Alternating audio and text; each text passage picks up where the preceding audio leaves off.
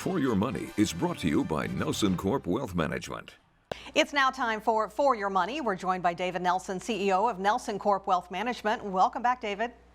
Thank you, Brandy. Appreciate it. So we've talked about various measures of sentiment over the past year. Could you share what you're looking at currently on that front?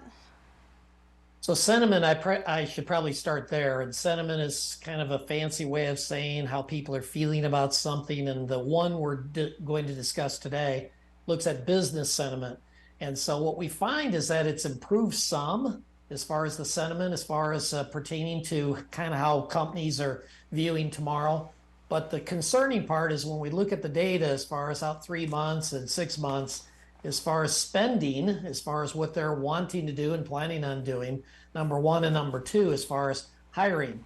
So both of these have softened as far as from what we've seen as far as in the past. The chart I brought along today gives kind of a nice visual. It's a blue line here just showing over a number of years as far as how the small business optimism index, fancy way of saying what are the businesses out there thinking in terms of. And what we see here is that it looks like it's peaked in 18, and what we see from there is pretty much it's been falling since. Fair amount of volatility that we've seen, especially in 2020 and 2021.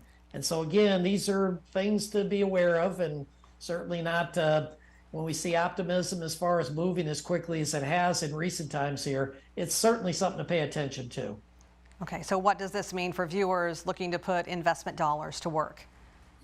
Yeah, should I be investing? Shouldn't I be investing? That's always the great question. I would say here, again, what we're seeing is that they're starting to dial things back. Probably not a good sign as far as for stocks long term. If you missed any of our discussion, we'll make it available for you on ourquadcities.com.